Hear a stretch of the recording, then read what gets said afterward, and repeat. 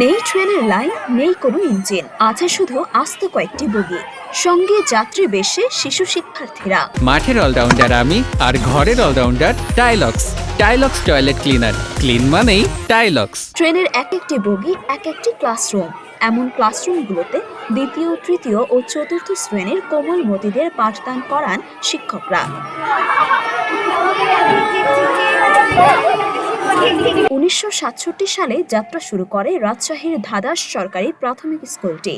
বিদ্যালয়টির পুরনো ভবন আন্তনগর ট্রেনের বগির আদলে রং করা হয়েছে, যা দূর থেকে দেখে মনে হয় যেন ট্রেনের কয়েকটি বগি দাঁড়িয়ে আছে ধাদাস সরকারি প্রাথমিক বিদ্যালয়ে। আছে ট্রেন এবং স্টেশনের আলাদা আলাদা নামও, যেমন প্রাথমিক বিদ্যালয়ের স্টেশনের নাম কলকাকলি স্টেশন, ট্রেনের নাম জ্ঞানের আলো এক্সপ্রেস। গন্তব্য দেওয়া হয়েছে বিদ্যালয় টু মহাকাশ। স্কুলটিতে বর্তমানে 308 জন শিক্ষার্থী পড়ালেখা করছেন। আসলে আমাদের এই বিল্ডিংটা সবাই তো দেখতে পাচ্ছেন যে কি অবস্থা, কারণ এটা আসলে আমাদের না, এটা হচ্ছে আর্থিকভাবে একটা সরকারি অনুদান ব্যবস্থাপনা যদি হয় তাহলে এটা আমাদের সম্ভব না, হয়তো বিল্ডিং সম্ভব না। এখানকার শিক্ষার্থীরা ওদের একটু মন খারাপ করে যে ম্যাডাম ওরা সুন্দর বিল্ডিংয়ে ক্লাস করে, আমাদের রুমগুলা বৃষ্টির সময় পানি ঝরঝর করে কিন্তু পানি পড়ে বিল্ডিংয়ে।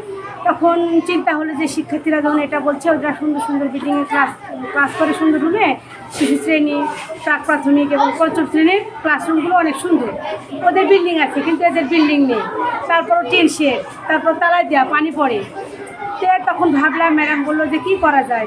ম্যাডাম ডিসিশন নিল, তেমন ম্যাডাম নেই, সবাই বসে একসাথে ডিসিশন নিয়ে তখন সিদ্ধান্ত নিলাম কয়েকটা ট্রেনের যে ভাবলাম প্রথমে যে ড্রয়িং করবো, তারপর বাদ দিলাম যে না ড্রয়িং করবো, এমন একটা কিছু দিতে হবে যে ওদের আকৃষ্ট হয়।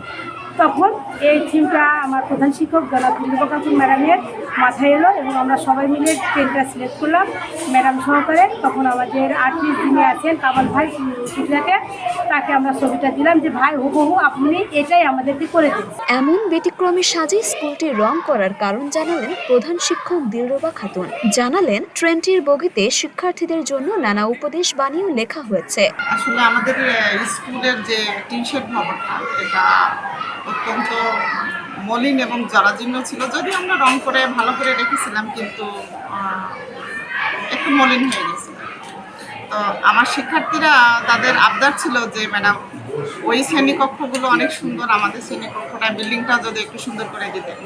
সেই ধারণা থেকে আসলে আমি স্কুলটা বললাম যে ঠিক আছে, আমি তোমাদের শ্রেণীকক্ষটা আমি রং করে দেব, বিল্ডিংটা রং করে দেব।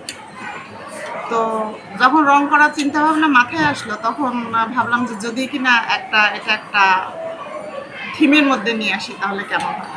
একটা ট্রেন জার্নি, একটা ট্রেন তৈরি করে দিব এবং ট্রেনটা একটা নাম দিব, এবং ট্রেনটার জন্য শুধুমাত্র একটা ছবি না হয়, সেটার মধ্যে জন্য শিক্ষার্থীরা কিছু শিখতে পারে। সেই উদ্দেশ্য নিয়ে আসলে আমার ট্রেনটা তৈরি করা।